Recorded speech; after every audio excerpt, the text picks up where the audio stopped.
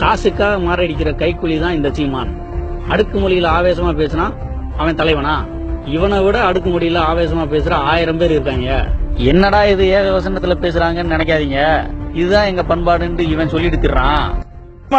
ஒருமையில பேசுறதுங்கிறது ரொம்ப சர்வசாதாரணமா வச்சிருக்கிற அவன் இவன் சொல்றது இதெல்லாம் என்ன விதமான மொழி ஆளுமையாக புரிஞ்சு? நாங்க பிறந்து வளர்ந்த என்னுடைய கலாச்சாரம் என்னுடைய இதுதான். என்னடா எப்படி இருக்கா என்ன நான் பேசுவேன். ஆனா எங்களுக்கு இதுல உடன்பாடு இல்ல. என்ன பண்றது? நாய்கிட்ட பேசினா குலைக்கணும், கழுதிட்ட பேசினா கணக்கணும். இவங்கிட்ட இவன் மொழியில பேசினா தானே புரியும். வாங்க வரிசையா இவனோட வண்டவாளத்தை பார்க்கலாம். உங்களையும் படைத்த கடவுள்கள் இந்த பூமியில வாழ்ந்ததே அவதாரங்கள் எடுத்து வந்து ராமர் கிருஷ்ணர் விஷ்ணு அவன் இவனு வெங்காயம் படைக்கிற நம்ம கொழுக்கட்டையாவது படைச்சத என்ன படைச்சு ஒன்னு ஒரு கர்மத்தையும் படைக்க ஐந்தினை தெய்வங்களை இருக்கிறதே மரபா கொண்டாடி இருக்குது. அதைத்தான் நாங்க போற்றோம். புரிஞ்சதா? ஒன்னும் அவரை தமிழரை நான் ஏற்ற நான் பைத்தியக்காரனா இருக்கணும். அவர் தன்னை தமிழர் சொன்னா அவன் பைத்தியக்காரனா இருக்கணும். உருது பேசுற முஸ்லீம் தான் அவரை தமிழரா ஏற்க முடியாது. கிறிஸ்தவர் இஸ்லாமியர் தமிழர் இல்லைன்னு எவன் சொல்லுங்க? திடீர்னு மாத்திட்டீங்க. கட்சிட்டு இருந்தா திடீர் கோவை வேளாண் கல்லூரி மாணவிகள் தருமபுரி மாவட்டத்திற்கு பக்கத்தில் ஒரு இடத்தில் மறித்து இந்த பேருந்தை தீ வச்சு கொளுத்துகிறார்கள். அனைத்து இந்திய அண்ணா திராவிட முன்னேற்ற கழகத்தைச் சேர்ந்த அவருடைய தொண்டர்கள், தலைவர்கள். அந்த மாணவிகள் கதறுகிறார்கள். என்ற எல்லோரும் இறக்கி விட்டுட்டு பிறகு வேணால் பேருந்தை நீங்கள் எரித்துக் கொள்ளுங்க என்று. அதற்கு கூட செவிசாய்க்காமல் அவசரமாக அந்த வாகனத்தின் மீது எரிபொருளை வீசி 3 மாணவிகளை உயிரோடு எரித்து கல்லூரி மாணவிகளை எரித்து விட்டதாக 3 பேருக்கு தூக்கு தண்டனாங்க. மிக நல்லவங்க. வெறும் பேருந்து தான் இன்றைக்கு, வெறும் பேருந்து தான் அப்படின்னு நினைச்சு பத்த வச்சு விட்டாங்க. அதான் உண்மையிலே நடந்தது. அந்த எரியும் போது பத்த வைக்கும் போது வெறும் பேருந்து. வன்முறை தடுப்பு சட்டத்தில் ஆயுதத்தை வச்சிருக்காங்க. இந்த தாயோலியில் அவ்வளவு பேரையும் பிடிச்சி அரசு பண்ணி உள்ள ஒண்ணுமில்ல. சாமி எல்லாம் அரசு பண்ணி பொண்ணுமில்ல. நீங்க யாரா வச்சிருக்கிறீங்க வேலாயுதம் சூலாயுதம் அகில உலகத்தையும் காத்து இருக்கிற லோக மாதாங்கிறாங்களே. கையில ஒரு வேலை கொடுத்து இது பெரிய சக்தி வேல், இது ரொம்ப பலம் வாய்ந்தது, இதை வச்சு அவனை அழித்து வாடான்னு சொன்னது யாரு? முதல்ல வன்முறையை தூண்டினது உங்க கடவுள் தாண்டா. ஒரு பாட்டன் முருகனுக்கு மூத்தவர், சிவனும் பார்வதியும் தாய் தந்தை.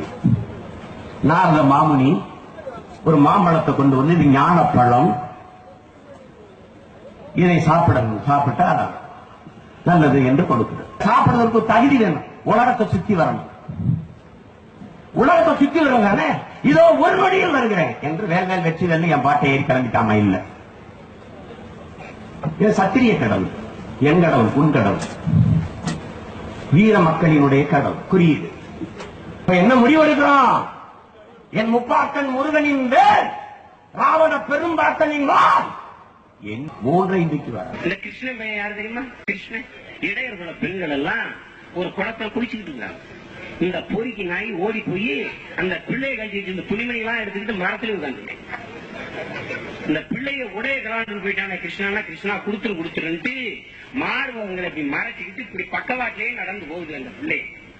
அவன் சொல்றான் பாருங்க, எவ்வளவு கண்ணியமிக்க கடவுள், 2 கையும் நீங்க ஏந்தி கேட்டாத்தான் தருவீங்க. அவனெல்லாம் யூடிசியில் உள்ளதுக்கு போட்டு செருப்புகள் தெரிவிக்கணும். நாய இந்த நாய பொம்பளை பிள்ளைகளை பார்த்தாலே யூடிசிங்கிறான். இவ்வளவு சேர்த்து செஞ்சிருக்கான் அந்த பொறிக்கு நாய். இவனை கடவுள்னு கும்பிடுங்க. ஆயர்குல தலைவன், முல்லை நில இறைவன், நம் இனத்தின் மூதாதை மாயோன் பெரும்புகழ் போற்றுவோம் நாம் தமிழர். நீ நம்ம பாட்ட மாயனை கும்பிட்டா காடுகள்லாம் நல்லா விளையும், கைகாலுக்குலாம் நல்லா சொல்ல வரும், காசு பணம்.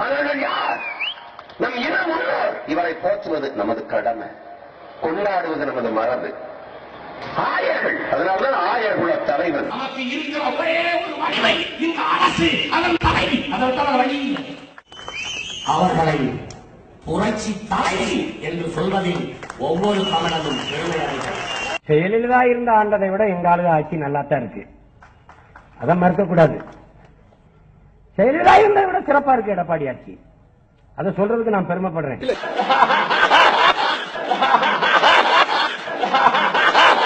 கட்சியை எதிர்த்து களமாடி எதிரும் புதியமாக அரசியல் கொள்கையை வைத்துக் கொண்டிருக்கிற குஜராத் மாநிலத்தை ஆளுகிற நரேந்திர மோடி இலவசத்தை ஒழித்து தன் நாட்டு மக்களை பிச்சைக்காரர் நிலையில் இருந்து மீட்டெடுத்து இலவசத்தை ஒழித்து 1,00,000 கோடி கடனாக இருந்த மாநிலத்தை முதலமைச்சரான பிறகு 1,00,000 கோடி கடனையும் அடைத்து அந்நிய வங்கிகளில் 1,00,000 கோடி தன் மாநிலத்தில் முதலீடு செய்கிற அளவுக்கு வளர்த்து நாட்டு மக்களுக்கு தடையற்ற மின்சாரத்தை தந்து உழைக்கும் விவசாய பெருமக்களை பாதுகாத்து விவசாயத்திற்கு ஊக்கத்தொகை கொடுத்து விவசாயத்தை பெருக்கி என் அன்பு மக்களே இந்தியாவில் முதன்மை மாநிலமாக உலகத்தில் 2வது மாநிலமாக மாற்றி நிறுத்தியிருக்கிறார்கள்.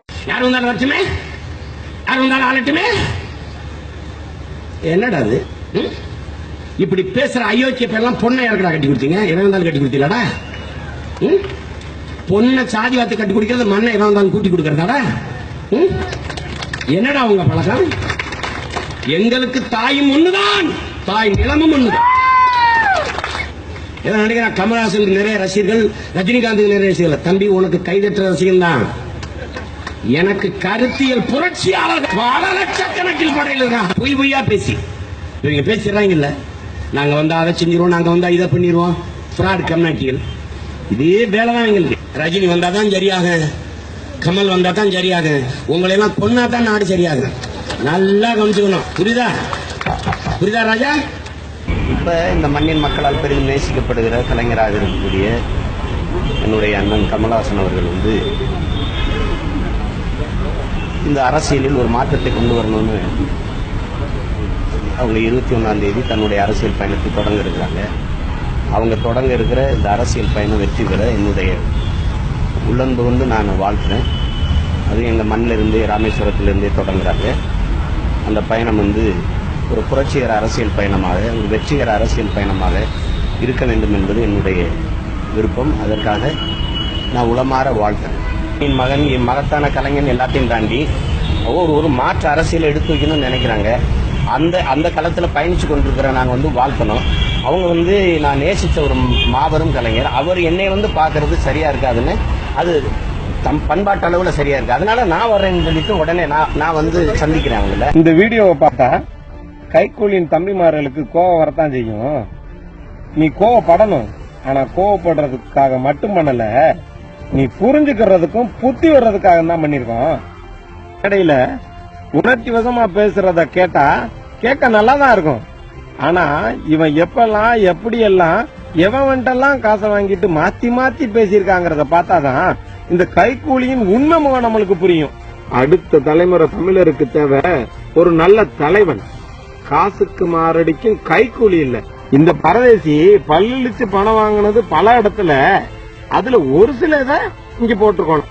கஷ்டத்துக்காக ஒரு அவளை பொண்ணு தான் உடலை வித்தா அவளை இந்த உலகம் விபச்சாரின்னு சொல்லுது. ஆனா பணத்தாசைக்காகவும் பதவி வெறிக்காகவும் தமிழர்களோட உணர்வை விக்கிற இவன் தான் அரசியல் வியாபாரி, இல்ல அரசியல் விபச்சாரி.